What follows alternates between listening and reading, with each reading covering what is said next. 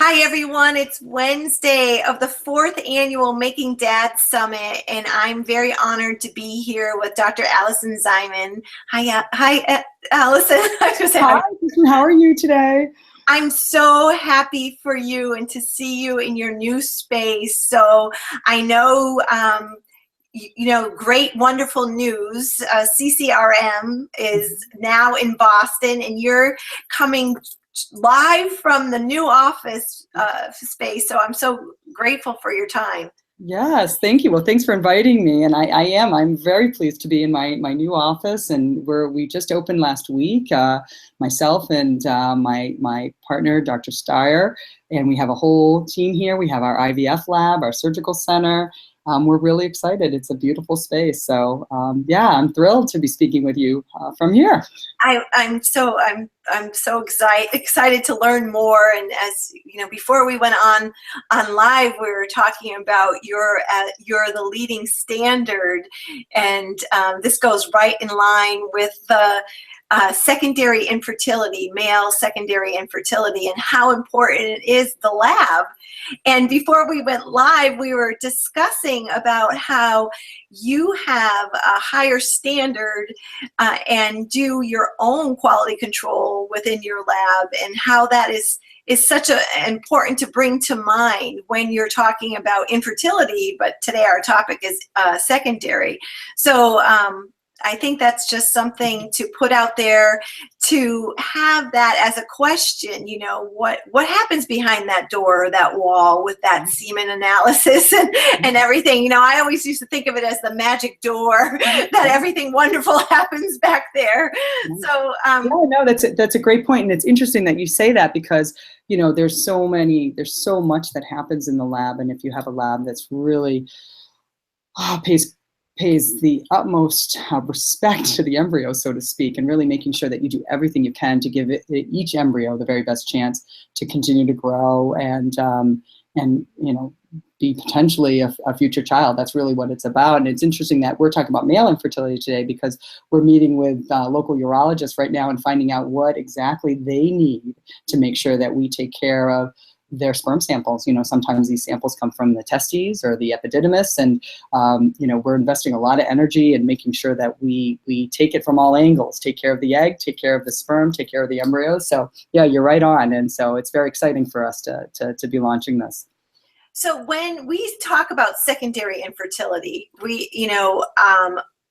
I, in my mind and in my practice with my coaching couples or individuals, I always treat secondary infertility like it's just infertility. Mm-hmm. And I believe that's also the medical approach also, because there's certain protocol that you do if you meet the standard of having unprotected sex after a year and not achieving pregnancy, correct?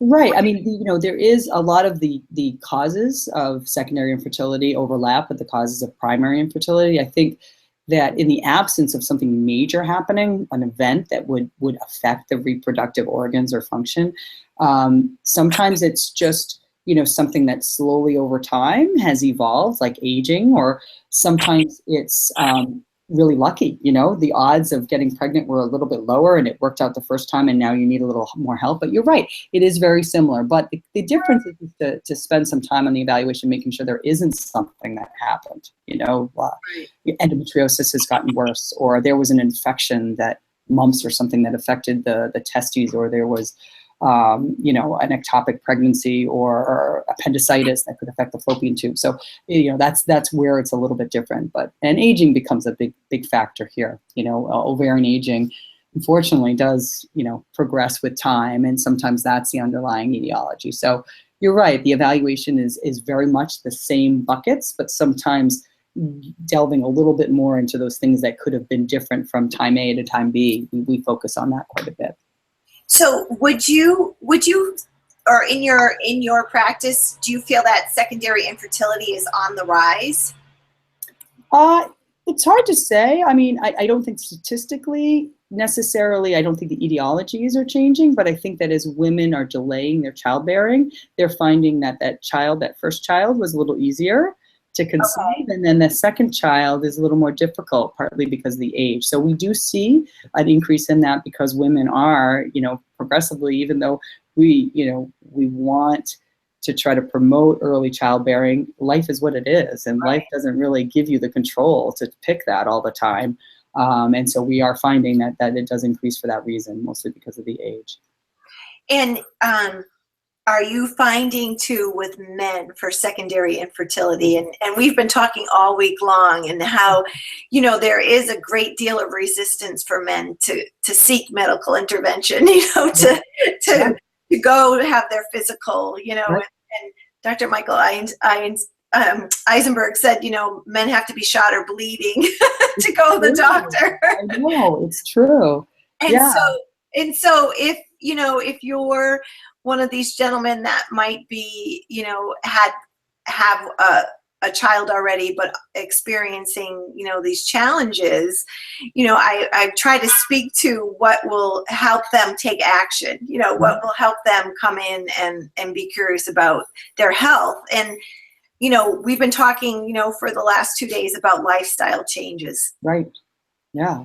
Well, it's true. I mean, the sperm is as important as the egg in this union that creates an embryo. And I think that sometimes because the woman drives the fertility treatment a lot, partly because women tend to do that, but also because there is so much emphasis placed on the egg and the press and aging that it's understandable that why, the male component isn't emphasized as much, but it really is critical. And what a man does in terms of his health, if he's eating well, if he's making sure he's lean and not, struggling with obesity, he doesn't have diabetes, he isn't using anabolic steroids or isn't, exposing himself to high levels of caffeine or tobacco, all these things have a huge impact. And so, and we're finding more and more, we know that men age reproductively. Right. And it's not maybe as dramatic as it is with women, but it's definitely a component. So, if I talk to my urology colleagues, they all say, bring them in. We need to see them. We need to do an exam. We need to talk to them. We need to get them on healthy lifestyle track.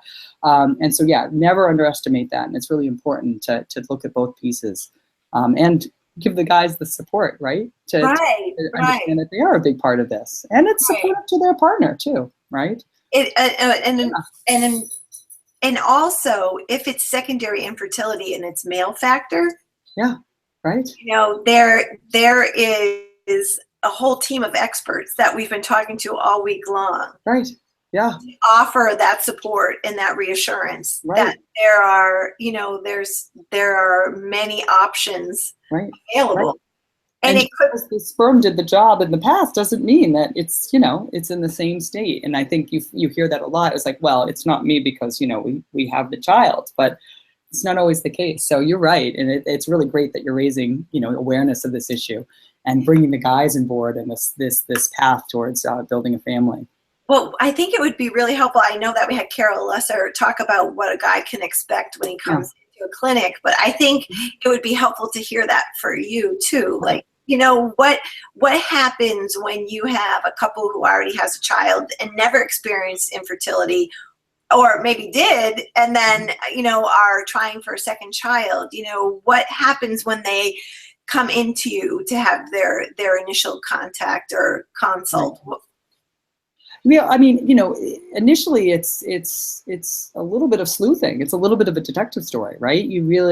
The first part is to gather information and find out about both partners' medical information. I never just look at, even though, my training is in gynecology and obstetrics and I've been taking care of women my whole life, there's a huge component of my discussion and this investigation that has to do with the male.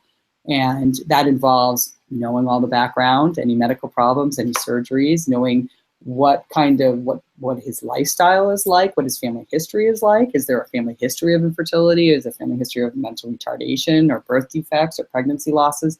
There are lots of things that come into that initial discussion. All of that, we also do that sort of evaluation for women, gather records, and then we start testing, then we really want to start evaluating, if it isn't obvious, or even if it is, what might be the underlying problem. And unfortunately, sometimes we don't. then we begin the process of figuring out, well, what tests can we do to get to delve into this more. The woman, there's a lot more to test because we test her eggs, we test her uterus, we test her fallopian tubes.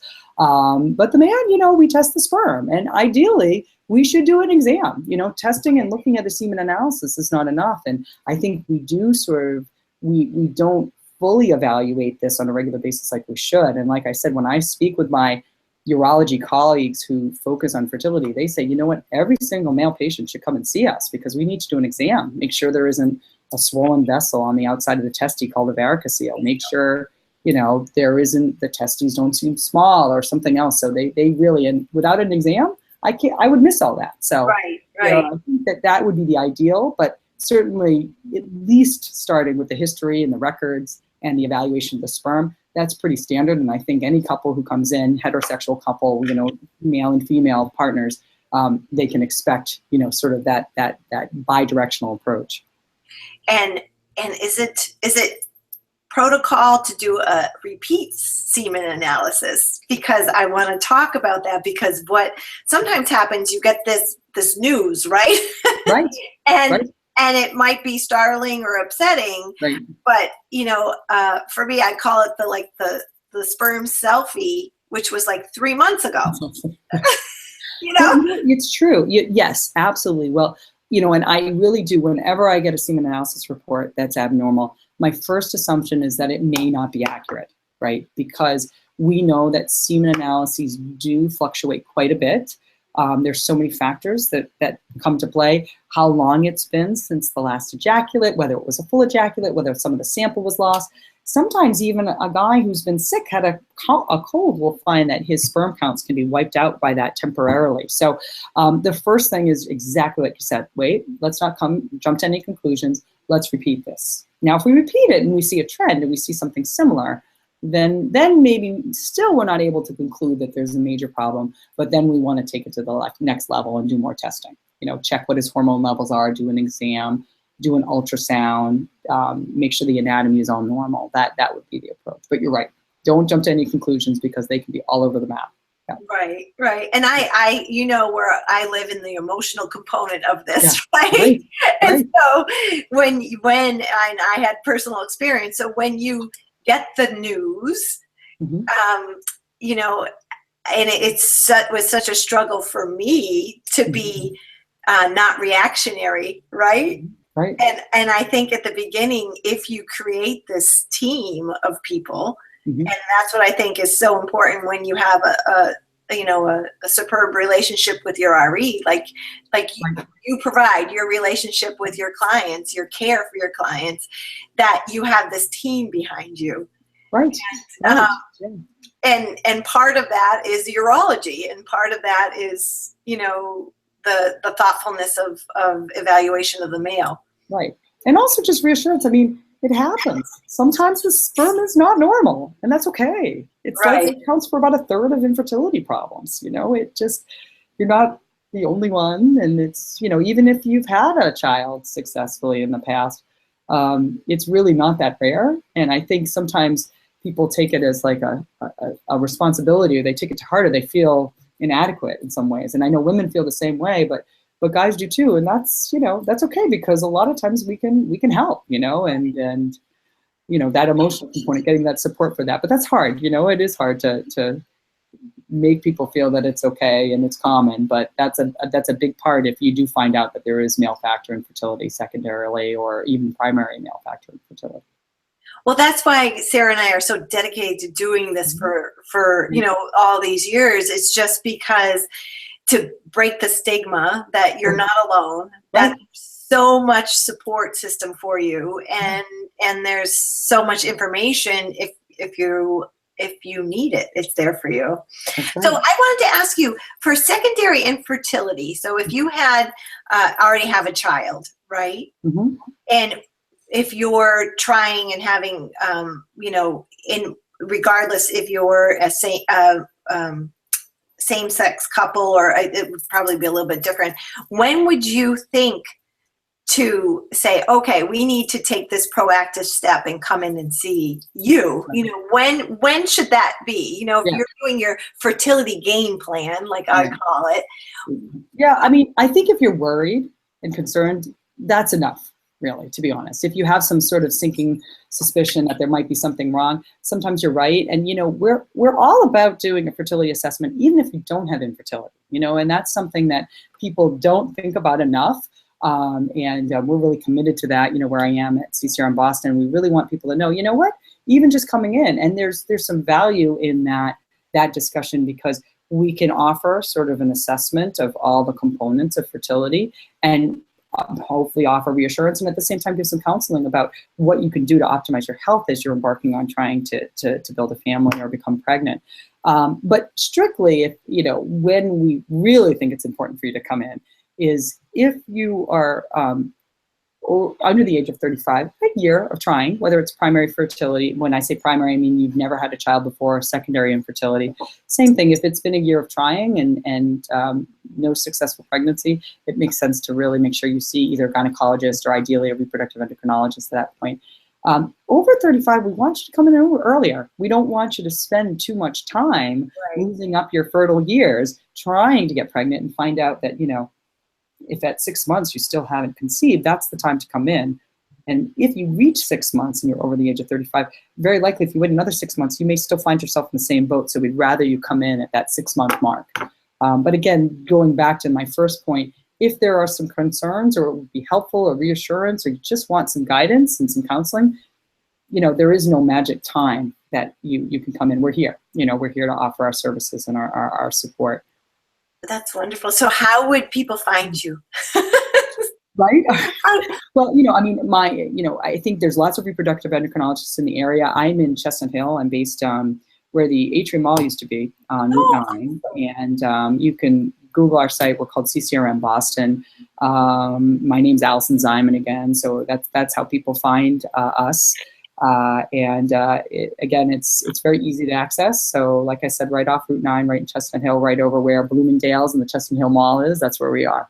Well, that would make it also sweet, right? To go shopping. Right. Oh yeah, there's great shopping, there's great food around, you know. We have a great gym in here, Lifetime Athletics, so there are little perks of coming visiting us as well. No, I am joking, but yeah. No, what, Alison, I love how you didn't even, I don't think you were actually even aware of how you just said what you did in a way that is so calming. Because when I remember, you know, my son, you know, we have sons, but my son just turned 18. And so way back when, it wasn't that softness of, well, if you think you need us, come on in, right? It has such changed the way the whole system is run now. And I think it wasn't missed on me when you said, come in and we'll talk about your fertility. Right. Because you're claiming your fertility, right? Right. The big change that you just said was like fertility used to be something out there that you had to go and, you know, something was wrong. Yeah. But just the way the subtle change that you did, it's like you're claiming your fertility. Come on in, we'll talk about it. Right. You'll know more about it, and, you know, we'll figure it out together, you know.